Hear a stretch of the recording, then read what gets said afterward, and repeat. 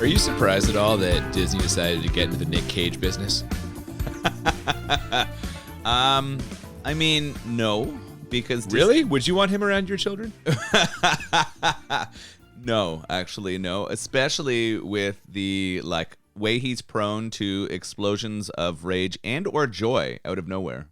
He's got a very explosive personality, yeah, in both directions. Yeah, and the hair is also scary. I mean, I'm not going to insult anyone's hairline, but if nothing else, the style is Yeah, the style of hair jarring. is sinister. Inherently sinister. Yes, I think so.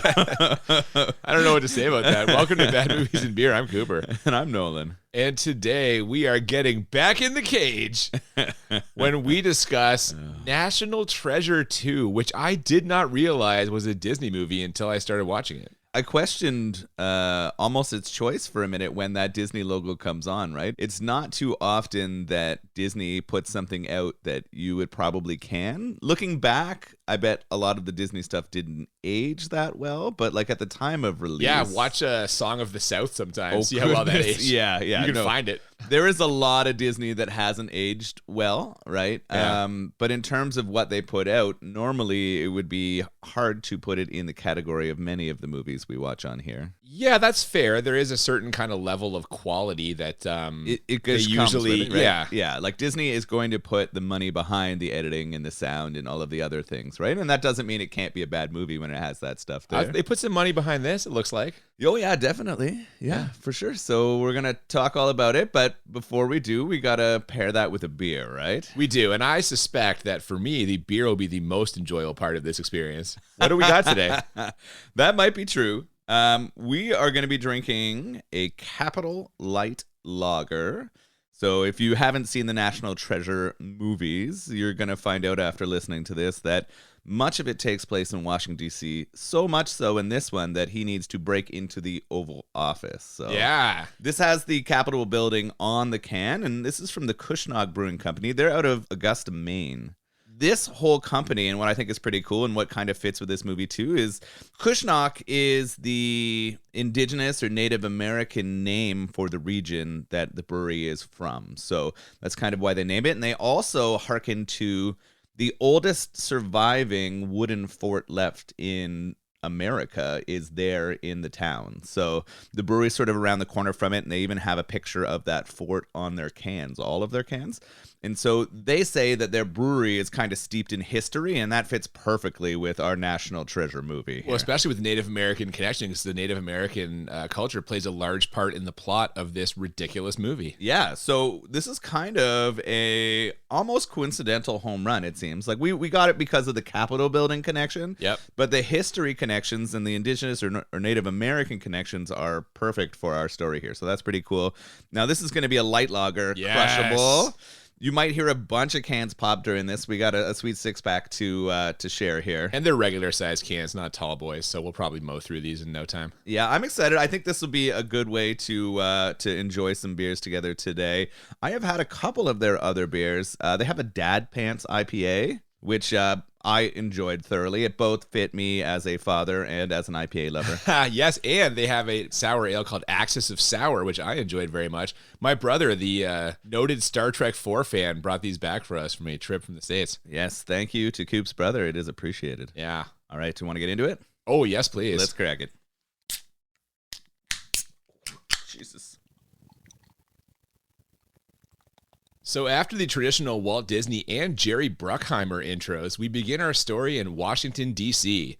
The date, April 14th, 1865, 5 days after the end of the Civil War. And much like in the Disney intro, there are many, many fireworks. People are very happy the Civil War is over, I guess. We quickly head inside a local bar where two men approach a guy named Thomas Gates. Now, he must be some kind of codesmith or sleuth because they ask him to try to solve a particularly difficult cipher. He does it, but not before realizing that these two men are traitors to the U.S. government. In fact, one of them is John Wilkes Booth. That was a surprise. This starts hot. It kind of comes out of nowhere.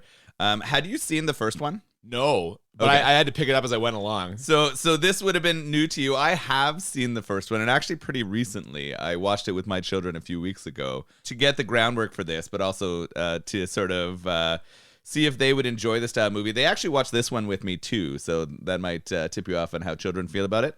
But I know that Gates is Nicolas Cage's family. I did not know that until, I guess they tell us pretty soon. But yeah, so we're going to get that. So I know that this man is related to Nicolas Cage, and I know that he is sort of a noted treasure hunter and historian along with his father. The whole family is kind of cut up in this. So I'm not surprised that he's there solving a clue or cipher. It's kind of something that the family does well. I was shocked to find out that one of those two men, though, who are asking him to solve this puzzle is John Wilkes Booth. Yeah, he leaves that conversation to go kill Abraham Lincoln. And Gates is noticeably confused after the other man, not Booth, shoots him. The war is over. You're wrong about that. The war has only just begun. Now, the last thing we see before we jump to the present is Gates laying on the floor dying while his young son cries over him. And not having seen this before, and even though I should have known it would make sense at the time, my first thought was, oh shit, does this kid grow up to be Nicolas Cage? Oh my goodness. I was off by a couple generations. Yeah, there's only two generations between there. That would have been pretty hilarious. No, we do transition to present time, and that little boy who saw his father die is no longer alive. No, he's Nick Cage's great-grandfather, right? Yes. So Nick Cage is this Gates' great-great-grandson? Yes. Ben Gates is his name, and he is introducing an exhibit honoring Thomas Gates at some kind of museum or university or something. Gates is a hero, see, because if he hadn't ripped those cipher pages of John Wilkes Booth's diary, the Knights of the Golden Circle might have found a massive treasure that would have allowed them to restart their war effort. But not so fast, says Ed Harris, lurking in the crowd. Turns out his great-grandfather told him that Gates wasn't a hero at all. He was actually in cahoots with Booth and the other knights. And he's got one of the torn-out pages of the diary to prove it. So I don't know what to believe. Oh my gosh. So very quickly we're into some like fantastic history, right? This movie very quickly. We're like 4 minutes in and they have laid a lot on us here. Yeah, and the first movie does this too. You can see very quickly that we are getting like history porn almost, right? Is how I would describe it. Like it is sort of that like look at how awesome our history is and we're going to just fucking push the edge of what would be acceptable. It would be not very fun, but hilarious to watch with a historian who grumbles the whole time about all the inaccuracies. I'm sure there's much of that. That might be fun, actually. Anyway, after taking a closer look at the supposed diary page, we head to a nearby Borders bookstore to meet the comic relief of this movie. This is Riley Poole, computer expert and now author, who is currently promoting a book about his adventures with Nick Cage in the first movie. But public interest is low. Everyone wants to meet Nick Cage, but not him. And the scene ends with his Ferrari getting towed and him chasing after it. This scene was pretty lame, but at least I won't have to spend any time trying to figure out who my least favorite character in this movie is. Riley Poole, check. Yeah, so what I'm noting right here is that they are bringing everyone back. I wasn't sure getting into this one whether everyone signed up to do number 2, and it appears to me that they have, right? All of the main characters from that first one are coming back. We've got his sidekick in Riley Poole. I understand why he's your least favorite character. This guy blows. Yeah, he's not very good, I agree. He kind of has the correct solutions and all the technology solutions which Cage needs to be able to like pull off all of this shit, but he is not a very well drawn out character, and he is the exact same in this as he was in the other one. We're going to soon see his father back, and we're also going to soon see... Cage's father. Yeah, Cage's father back, and we're also soon going to see his love interest from the first one. Absolutely, but before then, things get worse for Riley Poole, as it turns out that the Ferrari wasn't just towed, it was repossessed due to some incredibly shady accounting practices. Now, not one to be outdone, Nick Cage is waiting for him on his doorstep, having recently been kicked out by his girlfriend. They make quite a pair. And how do they choose to move forward after soberly reflecting on their shortcomings as men? By breaking into Nick Cage's girlfriend's house. Used to be Nick's house. This was his house first, and then his girlfriend, I guess, is getting it in the breakup. Yeah, he's handling this well. So he uses Riley to help him break into his own house. I guess she set up an alarm system that he needs his technical know-how to break in. They are actually looking for her passcode. It's her ID badge, I think. Yeah, and she works for the museum, the historical department, and they need to go in and get a look at this page. Nick wants to prove that this page is a fake because he needs to sort of support his great-grandfather, great or great-great-grandfather? Great, I think? Yeah, double great-grandfather's name. He wants the gate name not to be tarnished this way. He does, but in a classic case of bad timing, they're still in her house when she arrives home from a date with Phil from Modern Family. Awkward. Yeah, this is pretty funny. Is he in the first one too? No. Actually, no, sorry, he is. He is there. He works for the government. I think he's out of the White House, and he does make a small appearance. He doesn't have a major role in it, but I think they kind of use him in the first one like they do in this one. But he's there, and she's bringing him inside. Like, I'm pretty sure they're DTF at this point. I don't know. Their relationship, the kind of interplay seems pretty platonic. Like, they're still kind of working it out. It does, but she's bringing him back to her giant mansion after a night out. It definitely seems like they were going to at least extend the night a little bit. Of course, when they come in and they start talking, Nick appears. He shows up out of here, and he straight blocks the situation here. He doesn't want his ex going down with Phil from Modern Family. No, absolutely. Now, she is pissed about him trying to steal her ID, but agrees to give him a look at the diary page in exchange for a couple of tables they bought together. And after what seems like a very small amount of spectral analysis, Nick Cage discovers the cipher on the diary page. If he can just solve it, he'll be able to prove his great-great-grandfather's innocence. Probably. I mean, we need some more evidence, but he thinks that this is the way to save the family name. They solved this way too fast. That is probably the biggest complaint about this whole series. Somehow they know the answer to every problem almost instantly in every situation. Oh, it is 100%. Well, actually, that might not be true. We'll get to some stuff later that might change that.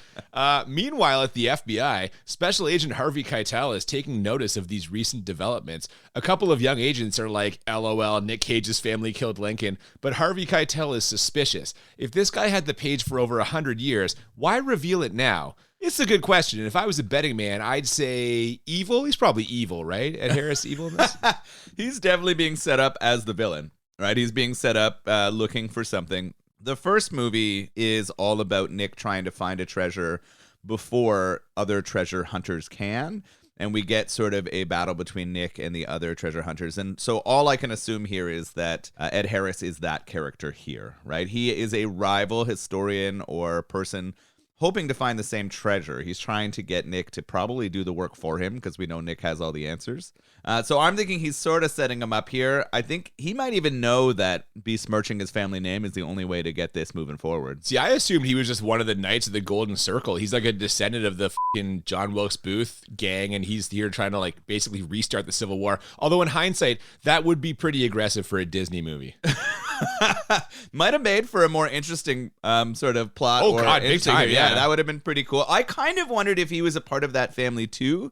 And he was just trying to get that going again. I guess if you find, what we're going to find out soon is that they're looking for the lost golden city. Well, that comes up later, yeah. Back at the Gates residence, Nick Cage is trying to crack this cipher.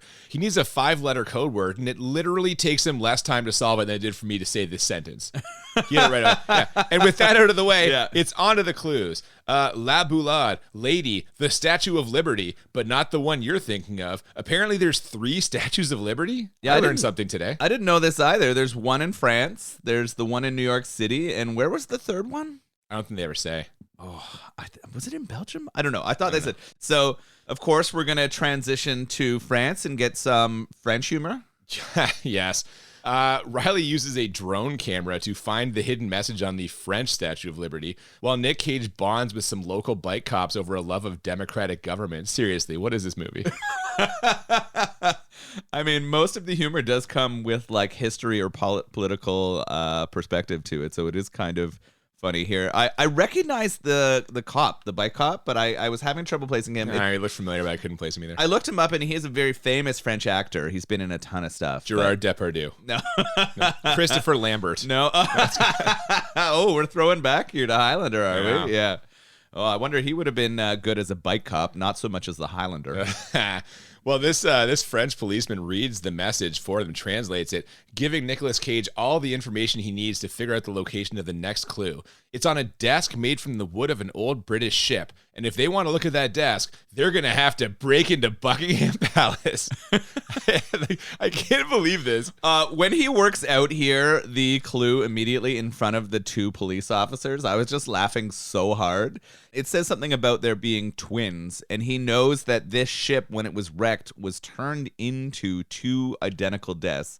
One sent to Buckingham Palace. Don't spoil the other one yet. Oh my God. Don't And the spoil that other yet. one is Don't in a do special it. place too. So we're going to find out about that one. But yes, so we're going from France and we're going to have to head off to England. Not too big a trip for them. No, not at all. Now, before that happens, we get a quick scene back home where Nick Cage's dad gets knocked out by a strange intruder. This is all a way for Ed Harris to tap the dad's cell phone. He's evil, what a surprise. So he can follow Cage to the treasure. And that's not the only person following Nick Cage. Who does he run into in Buckingham Palace? Oh my goodness. So we're finding out here that we have a mercenary. Ed Harris's character, we get a little background on him. He's a mercenary. He spent some time in the military and he has his sort of henchman with him now. Now this feels very much like the bad guy from the first one. They clone that phone, and then we transition back to England, and who shows up? Nick Cage's ex. What the f***? Yeah, she's there. I guess his dad told her that he was going to Buckingham Palace, and she decided to hop on a plane and meet him there, which would absolutely happen in real life. It was really random. I don't understand why she was there. Maybe she is still hurt because he blocked her, and she wants to confront him in front of the Queen. She's there because they need a female lead in this movie. Yeah, this is interesting. I don't understand why they chose for them not to be partners, but they chose for them to be like going through a breakup and they wanted both of them on the screen. Like, it's all just setting up that big happy ending at the end, man. That's all this is. It's just another hurdle that they needed to overcome to get to their solution. You just need some tension. You need a little tension here. One more thing for him to juggle. What I like is they really let Nick Cage loose in this one, as he has to make a giant scene to end up in the Buckingham Palace lockup. He does this by starting an argument with his ex-girlfriend. He has a nice bit here about how he's always wrong. Oh, let me guess. It's the wrong time. It's the wrong place. I'm wrong again. Wrong about us. Wrong about Thomas Gates. Wrong that you'd like the Queen Anne chair. Before going completely off the rails and yelling random food items at a guard. And I'll tell you, if I was questioning this casting beforehand, I am not questioning it now. Cage! This may be Nick Cage getting to fly off the handle the most in this movie. Oh, yes. This is the most Nick Cagey scene. Yeah, for sure. It's pretty hilarious. As he's getting arrested, he's yelling, British food and slang at the Bobby as he keeps yelling and calling him. I saw him yell haggis at one point. Yeah. he bangers and mash, she screams out too, I'm pretty sure. So he's doing his best to get them arrested, and it's working. The Bobby does not like being taunted about British stuff, and he doesn't like the accent that Nick's putting on. So we get a hilarious Nick Cage outburst. They get arrested as they wanted. So now they're in the jail. What's the play from here? Well, unsurprisingly, with Riley having hacked into the Buckingham Palace computer system, they manage to escape the lockup and make their way to the Queen's study, where they find out that the desk is not in fact a traditional desk, but rather an elaborate Chinese puzzle box. Now, this one actually gives Cage some difficulty, and by that I mean it takes him almost a full minute to solve the puzzle. Yeah, he identifies the creator of the desk as a famous puzzle box creator, which is a very large leap, but he knows it, of course. And then he lays underneath it and figures out very quickly the drawers are the combination. He tests 2 fucking dates, 2 attempts, and he breaks open this fucking desk. That's one more than he needs for all the other clues, to be fair. It is literally double the amount of time it takes him for the rest of this. Holy shit. So he knows the answer right away. He gets it popped open, and they find this older piece of wood here. Yeah, it's a very old wooden carving, much older than the plot to assassinate Lincoln. He also finds Ed Harris outside of Buckingham Palace, who gets a little too close when tailing Cage with his goons. And now we get a fully Disney-fied car chase. Despite some gunshots and them speeding through some very close quarters, literally no one gets hurt. It's all harmless fun. There's even a moment with some cute dogs. And Nick Cage uses his resourcefulness to temporarily get Ed Harris off his back. What he does is, he runs a red light with a camera and holds the piece of wood up while he does it. Then, secure in the knowledge that Riley can hack into the British police system and get a copy of that picture, he throws the wood off a bridge where one of Harris's goons scoops it. This seems cool and all, but I don't know, maybe just take a cell phone picture next time, you know? I agree, although he does ask if their cell phone works for taking pictures, and they say no in the car. Bullshit, he does it later in the movie. Different phone. Oh, that's some horse shit. Well, the problem here is the dated cell phone technology, right? This is one of those, if he had a smartphone, half of the problems he had would have been solved kind of thing. You know what? If he hadn't taken a picture later in the movie, I would have less of a problem with this, but the fact that he later on does that with the cell phone camera, I'm like, what the f***? No, he literally asks his ex-girlfriend in the car whether her phone can take pictures, and she says no. And that's when he does the drive through and get the red light camera. The throwing it off the bridge makes sense, right? He sort of gets them off their tail and they're able to escape from there. The whole thing, though, all of that technology piece, all the Riley stuff, does fall pretty flat. Well, how the f can he hack into all these like mainframes, get them out of there, but they can't take a cell phone picture? I feel like we've like a weird overlap of what was and wasn't possible. But at the time, I think people would have believed that. Now people are like, oh, come on. Fair, I guess, but we're watching it in the present, not the past. Well, I know this is why technology or like hacking stuff doesn't hold up really well. It does not. Just watch Double Team if you don't believe me. Back at home, Cage takes a closer look at the traffic photo, but it's actually his dad who recognizes a symbol in there. This symbol is something from the Native American history that points them towards what is known as the City of Gold. But translating the rest of this message is beyond Cage's dad's capabilities. Now, luckily, there is one person on Earth who can translate it. Unluckily, it's his ex-wife, Helen Mirren, making a cameo as Nick Cage's mom. Yeah. They're going to show that in the highlight reel of her career when it's over? Or? Doesn't make the Oscar reel, the in memoriam, Helen Mirren. This is her Indiana Jones moment, right? Like, this is all kind of a lame Indiana Jones. Fucking destitute homeless man's Indiana Jones. This is, but that's kind of what this goes for, right? As a feeling, it's sort of that kind of thing. So maybe she has fond memories of those movies, and it's hilarious and convenient that the only person who still knows this ancient language is his mother, of course. The extra bit of problem here is that it was a very ugly divorce or separation, so they have to go now have two couples who are fighting with each other. That's true. As a part of this, we've got the old couple and the middle-aged couple doing it now. I wonder if they'll both work it out by the end of this movie. I don't know. Is it a Disney movie or not? I'm not sure. I'm wondering whether they're pulling this in for a grandparent audience. Like, this is really a kid's movie. They're bringing in the whole family. But yeah, they're trying to bring everyone who's watching it together, give them a little bit of something. And I think that's why we're going to Helen Mirren here. The grandparents can point to her and be like, see, I can help. Yeah. Exactly. So they're going to head off to visit her. She's a professor of, obviously, language and history. And how does this go? Well, she gets them part of the way there, but it turns out they're only looking at half a clue. They're going to need the second desk, and Nick Cage knows where it is. Now, he doesn't want to tell his dad for fear he'll overreact, and we find out why when he tells him it's the Resolute desk. The Resolute desk. The Resolute desk? President's desk. Unfortunately, yes. But that mean... Wait, so we have to... The White House? The Oval Office, to be exact. Ha-ha! We're off to the Capitol. Yes, so now we've got our connection with our beer. This sounds like a good time for me to crack another one. How is he going to get into the Oval Office and with the president's desk? Well, luckily for them, Phil from Modern Family works at the White House. He's like a high-level Secret Service something, I don't know. And so Cage's ex-girlfriend is going to use her feminine wiles to convince him to bring them to the Oval Office, which he does. And then she uses even more of her wiles to distract him while Cage checks out the desk. Oh, I dropped my earring. Is it over here? Is it over here? Just bending over all over the place. Oh my God. And the dress she's wearing has her like... It's a little low cut. Falling out of her top for sure and flaunting those in Phil's face. Full disclosure, if I was Phil from Modern Family, I would have been distracted also. They'd be all up in the Oval Office. It's funny because, I mean, they're broken up, but Cage still has feelings while all of this is happening. But he doesn't mind her doing this so that he can go and look for the clue. No, he's very happy to fucking pimp her out for this. Yeah, it just felt like a really weird scene to me. It was uncomfortable because clearly she's still interested in Cage. Like, they still have chemistry and there's something there. But she's willing to use poor Phil to get what she needs from the Oval Office here. Yeah, this does the trick, and Cage gets a picture of the wood with a real camera. Still no cell phone camera, whatever. Anyway, there's no words on this wood, but there is a symbol. A secret symbol from the president's secret book. Now, I know what you're thinking. The president's secret book is an urban legend. Or is it? Oh, I don't know, but we better find someone we can ask. Who are we going to ask for this solution? Well, there's only one person to go to here. It's Special Agent Harvey Keitel, who confirms the secret book is, in fact, real. Cage asks if the FBI can get it for him. His response here is pretty great. The only way you'll ever see that book is if you get elected president. Well, you never know.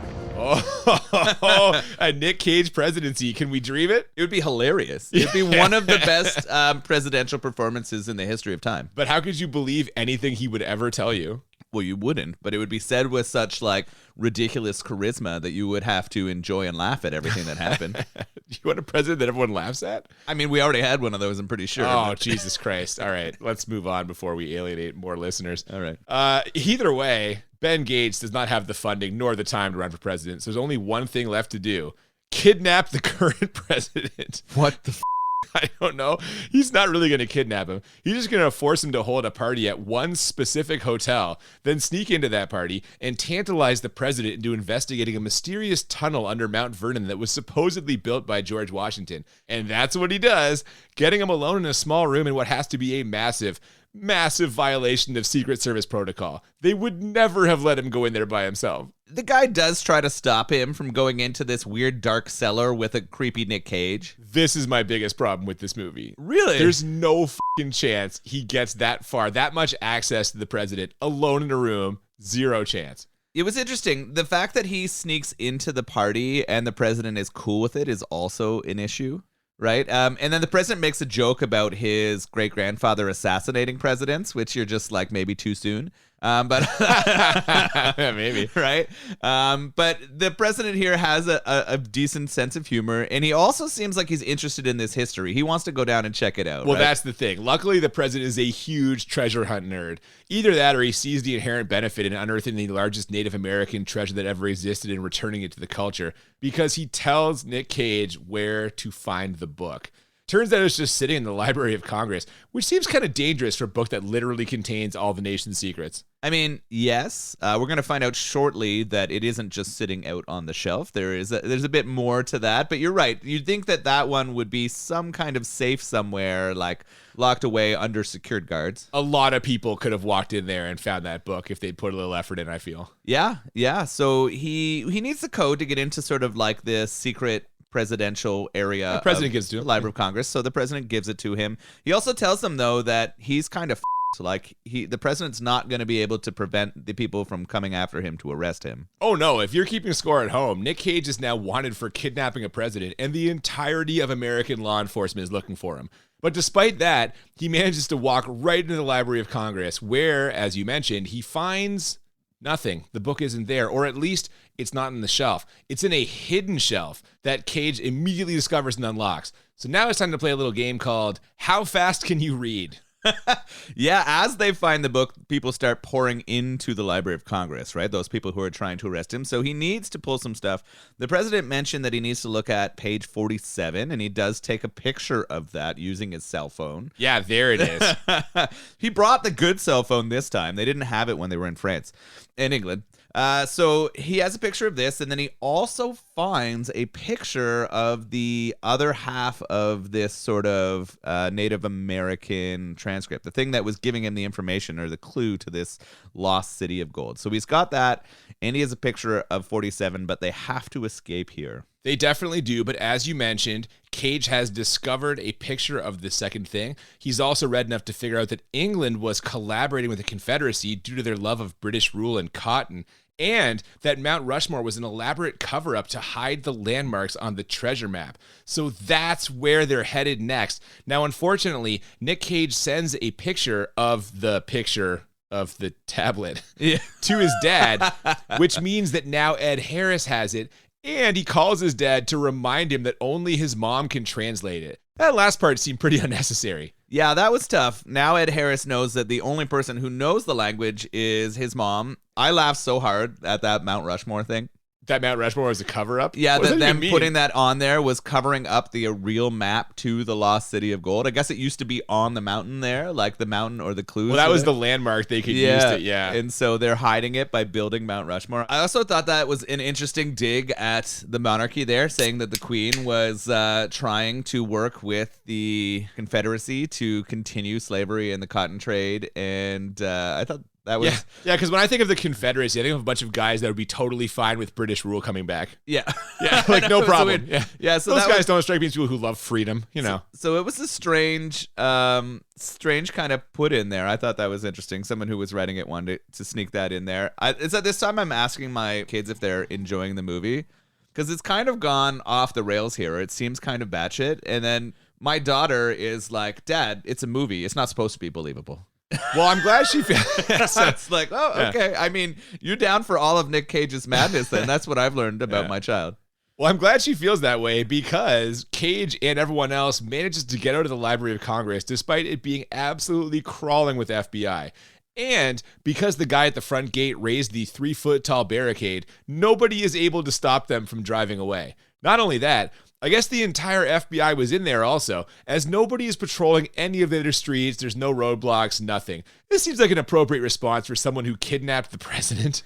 Yeah, it does make all of the people working to protect the country seem very incompetent. Once they're out of the parking lot, they're fucking gone. They're home free. I thought there were helicopters at first, but they Why aren't there helicopters? I thought there were, but they don't track them after they escape from the parking lot of the Library of Congress. No one tracks them. They drive right to Mount Rushmore unencumbered. And his ex-girlfriend is driving the car. We haven't seen They her. see her car. She almost hits a guy when she pulls out. Yeah, they must be able to follow her. They even lose her bumper. It's not like this car is not trackable. That's going to be very easy to spot. Yeah, we would have had a O.J. Simpson style chase here, at least, at a minimum. Yeah. At a minimum, God, sure. right? And we would have had that happen, and we didn't even get one of those. No. So they need to get to Mount Rushmore. They can't spend time talking to Nick Cage's mom. So he asks his dad to go talk to her for the translation. But what we see is that Ed Harris gets to her first.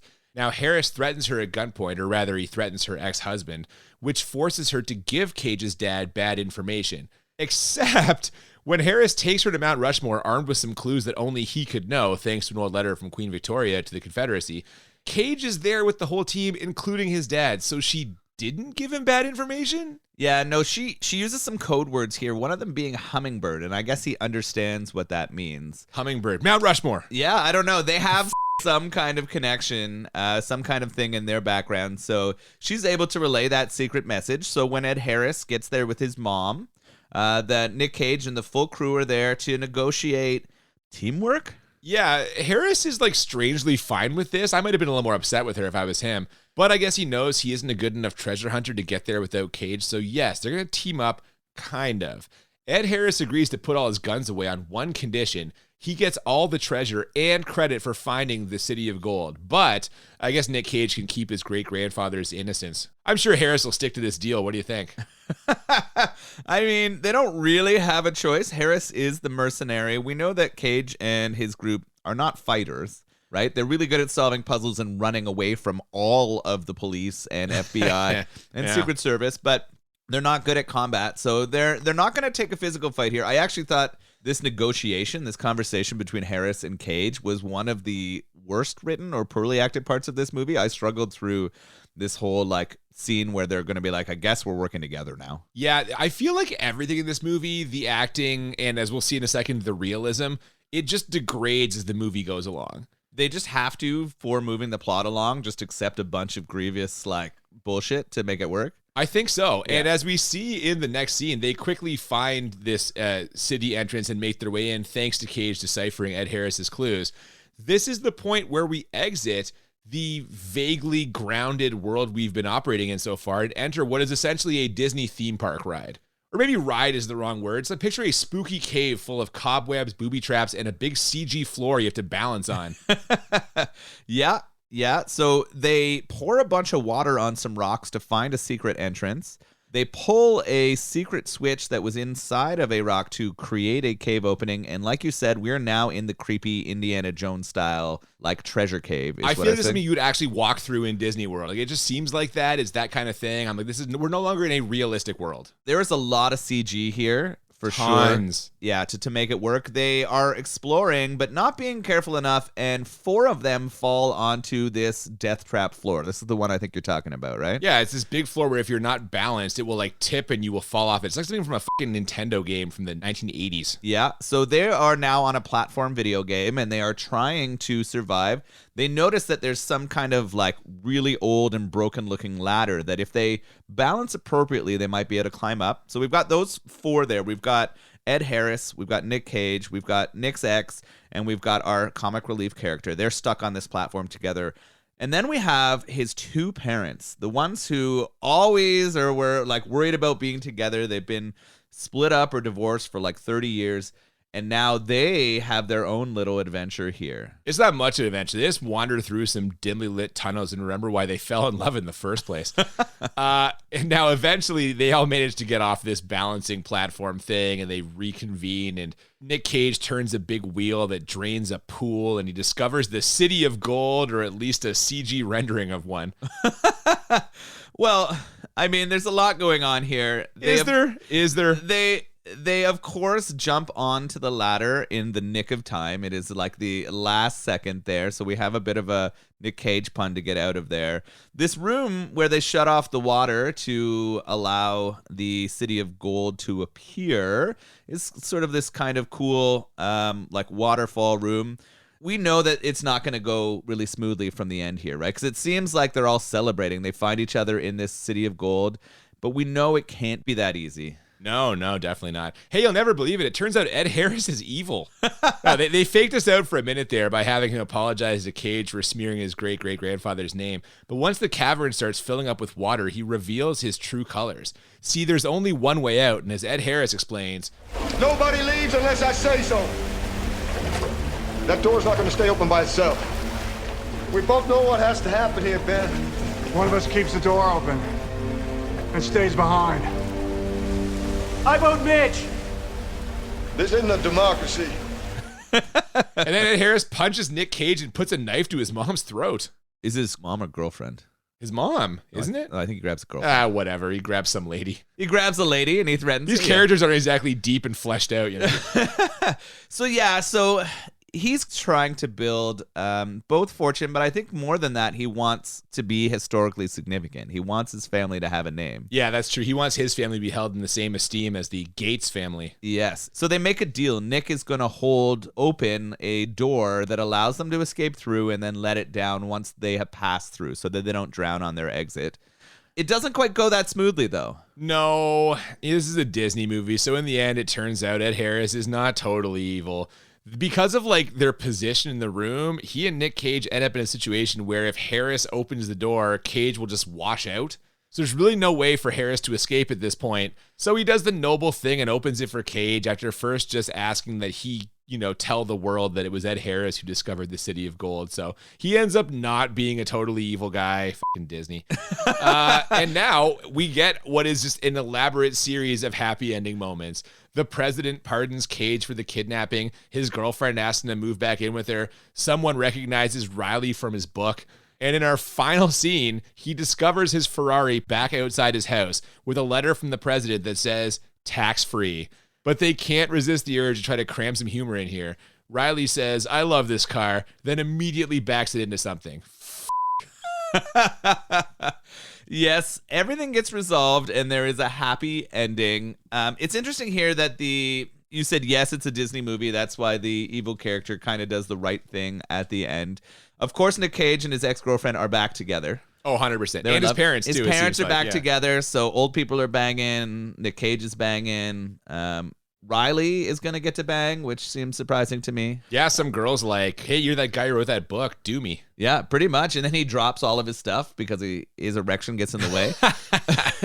Yeah. I hated that it ended on him in that Ferrari, though. He is not an important enough character, in my opinion, to warrant being like the button on this movie. Yeah, I didn't like that moment at all. I thought that was really annoying. I thought, one, it was an inappropriate use of presidential powers to give him his and two, I thought him backing it into that other car was just so annoying. It was just he's a bozo. That's his character. He's a bozo. I know, but why would you end it on that? Just finish off I with agree. them all making out in like under fireworks and like being happy, right? Like why didn't it just end that way? I don't know, man. But we're in the credits now. They kind of teased us with a possible sequel with the whole page 47 thing the president acting as Cage about.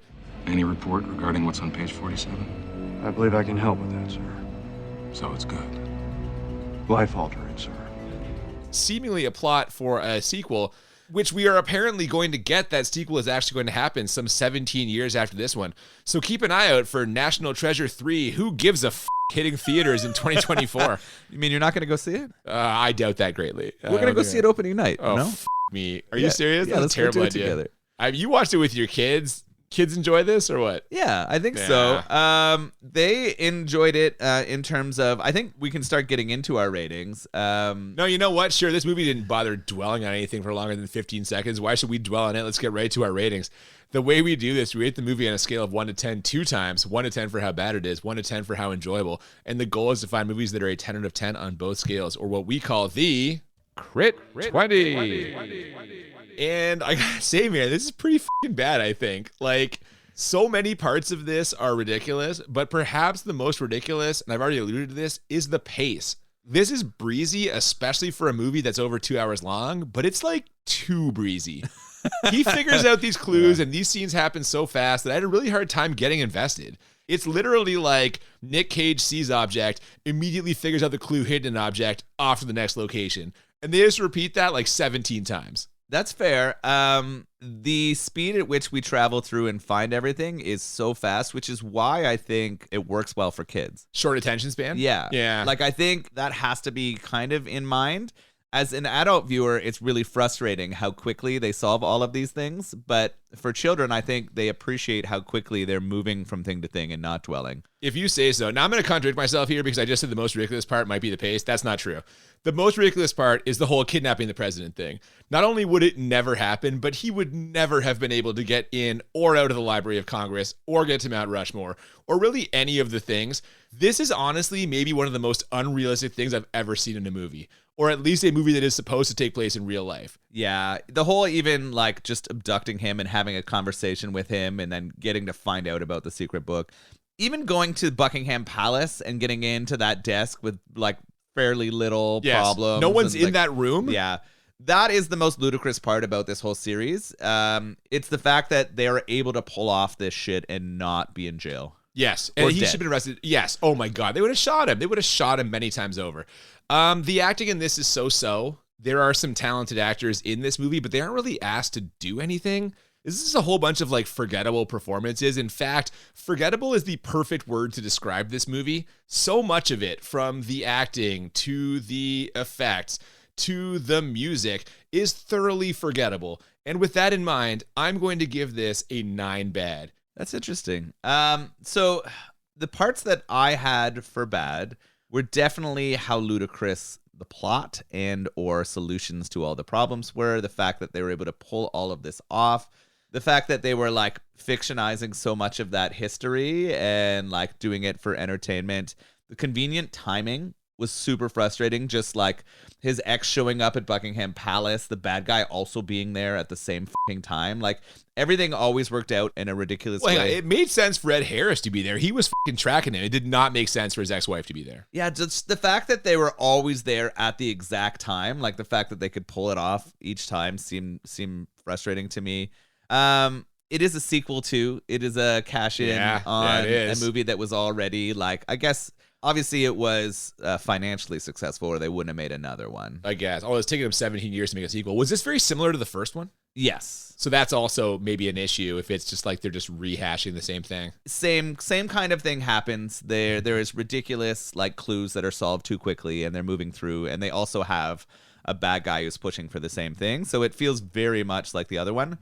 In terms of the like sound and music and editing and all of those things, the effects, I actually thought they were done well, and I think that's just Disney budget. Like all the CG shit at the end, it's so noticeably CG. See, I didn't notice it that way. I didn't feel like it was that bad. The City of Gold, it looks like fucking computer art. It doesn't look real. And that didn't stand out to me. I didn't feel that way looking at it or watching it, so I don't know. It's so interesting because it's hard from a production standpoint. I actually didn't think the acting was bad. I do agree that they weren't given a ton to do, but I thought all of the performers did what they were supposed to. Cage, of course, is over the top and entertaining in a Cage way. I don't know. I feel like that. Well, we'll talk about this in a second when enjoyable, but I feel like I didn't get enough of the. You didn't get enough of the Cage. I like. That's fair, but I only had this as a 7 bad. So I wasn't nearly as far as you on the bad scale there. That's fair. But how enjoyable did you find it? I mean, we talked about how quick and how much they pushed the plot, and I think that worked for me. Like, the plot itself was ridiculous, and the fact that it moved on so quickly was at times frustrating, but also helped keep me engaged. Like, there was never a point where I was looking at the clock in a 2-hour movie. I am a bit of a history and politics nerd, so the kind of themes in it, despite them being like almost pornographic in their way that they talk about it or do it, right? Like it's way over the top and super unrealistic, but I enjoy that kind of treasure hunting. Like I love the Indiana Jones movies too. Oh God, who doesn't? And I mean, it's hard to compare things to those. It's not hard to compare things to those. Those are much, much better than this. What about... Well, not Crystal Skull. That's what I was going to say, right? Like, would you rather the National Treasures be in place of Crystal Skull? And I think you'd have to say yes. I would rather watch this, or I've never seen the original National Treasure, but I would rather watch that any day of the week than Crystal Skull. Yes. So it's interesting to me to think about it in that sort of genre. I thought the music and sound worked well. They didn't stand out, but I thought that they were effective at creating their mood. I didn't dislike watching this. I had a good time watching it with my kids. There's lots of kids' movies I watch with them that I would rather watch this. I had it as a 7. Yeah. See, we're coming from two different places on this. Again, I'm sure the experience of watching it with your children is a very different experience than me watching it like by myself. Much like yourself, I like fucking treasure hunts. I enjoyed the historical elements of this. But as we've both said, these scenes happen so fast that I couldn't really get invested. Like I would have loved to spend some more time on them uncovering and dwelling on the history, and they're just burning through these things, man. Yeah, you needed to watch the first one. You got to have full context here. I don't think the absence of context was the problem. It was the speed at which they're just like filing past these things without actually taking any time to like, give me some fucking mystery, give me whatever. There's no time for any of this stuff to build. It's just boom, boom, boom. So that's a big problem I have with it. Other than the scene in Buckingham Palace, Cage is really restrained here. Like, it's so clearly a family-friendly performance, and I like him a little more edgy. But my Cage appetite has not been satisfied here. The fact that this thing was Disney-fied means there really weren't any stakes. Like, I never felt like any of the characters were in danger. We knew this was going to end with Nick Cage discovering the City of Gold, and those boundaries being so clearly defined took me out of it. Like, I feel like I would love to watch a grown-up version of this movie. But at least it didn't feel long, so there's that. That's interesting. I'm trying to picture now what a grown-up version of this would be. Like, he would have found Phil from Modern Family fucking his ex, right? And then he would have murdered him. Like, is that Jesus Christ? What on earth? Like, this would have gotten a lot darker. His parents would have banged in the temple, and like he would have seen some like. You're making it very sexual. I don't understand why. Well, what is the difference? It's just more like it was the violence that you actual stakes. Maybe one or two of his crew gets killed or something. Someone gets shot. I don't know. You just wanted to see Riley die. I mean, you're not wrong. Yeah, I don't know. That would have. Well, I wonder. So we're gonna get your enjoyability score. Would it? I'll tell you right. No, it's low. My enjoyability score I have is a 4. Okay. Would it have pushed it up to a 6 if Riley took it? No, it'll push up to a 5. Probably. All right, okay, one more for a Riley death. I like that. I mean, honestly, Mitch dies. The bad guy dies in this. Oh, I guess that's true, but you don't really see. He dies a hero, which I didn't like either. No, I don't know. It's a kid's movie, and there's elements here that I wish I was watching in a movie that actually had some stakes. That's all. That's fair. I mean, as a 4. Yeah, you're not.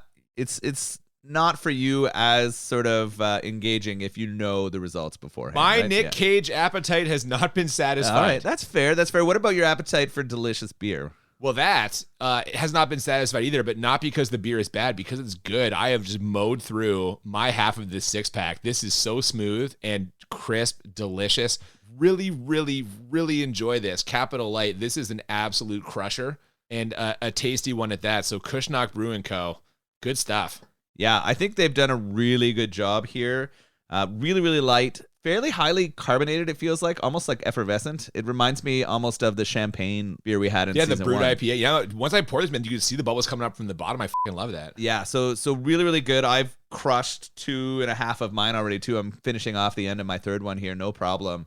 So I would definitely recommend Cushnoc. I love their Dad Pants IPA. That was really good, too. And they have a bunch of other selections. So it looks like they have a really cool spot, too, with good food, too. So if you're in Augusta, Maine, definitely check out Cushnoc. Yeah, my brother said it was really cool. And this beer, again, I would break into the Oval Office to drink this beer. I would break into Buckingham Palace. There you go. Yeah, so the two of us will sit at our twin desk chugging a Cushnoc. There you go. Capital Light. As we both get arrested and sent to jail for the remainder of our lives. No, you can drink this so fast, you'd be out of there in no time. Ooh, Ooh, Sit yeah, down they at that would desk, never cash a catch us. sixer, and you're out the door. They I wouldn't stop love you. the historical connection between this brewery and our movie, too. It just worked out really, really nicely. So thank you for the beer, Scott. And thank you for finding a movie to go so well with it here. And thank you, Cushnoc, for making something so delicious. Now, if you like history, next week's movie might just be right up your alley, because next week's movie is apparently partially based on a true story. Okay. We got a request a while back that was not for a movie, it was for a beer. Ooh. Someone sent us a beer request, and we had to pair a movie with that beer. And the beer is Voodoo Ranger IPA, pretty popular IPA, can be found in most places. And I had to find a voodoo movie to pair with this. So next week, we're going to be watching The Serpent and the Rainbow. Are you familiar with this? No. It's a Wes Craven movie from the 80s, and it has to do with basically a scientist, some kind of like anthropologist, who goes to Haiti to try and find this potion, this powder that can make people appear dead without actually being dead. Huh. And it's Wes Craven, and I guess it's going to be scary, although it doesn't really sound like typical Craven. I'm excited. I like Wes Craven's films. So that's interesting. I don't know much about voodoo, and I'm a little concerned about the things that... You're going to see and hear in this movie? Yeah, maybe a little bit. I'm also worried, hopefully, I don't say things offensive related to it, but we'll see when we get there. I hope this is a bad movie. I've never seen this or heard of it. It wasn't until I Googled movies about voodoo that I saw this, and I was like, that might work. You know, it's the 80s, so you got to assume the effects are going to be whatever, but maybe it'll be like really good, and we'll be like, oh, What do we do? This will be Top Gun 2. We'll have nothing to talk about. We can talk about how good it is. So we'll do it. I'm excited. So The Serpent and the Rainbow. Yeah, you're probably excited for that fucking IPA, aren't you? Oh, absolutely. Yeah, I had a good little day today with this light lager, but that's out the window next week. So please join us for The Serpent and the Rainbow. But before then, if you have not already, follow us on social media at the BMB Podcast on Twitter and Instagram. Feel free to send us emails, thebmbpodcast@gmail.com. Definitely. We love to hear from you. We thank you for listening today. We hope you'll join us next week for a beer request. Until then, I'm Cooper. And I'm Nolan. And we'll see you next time on Bad Movies and Beer. Keep kidnapping the president.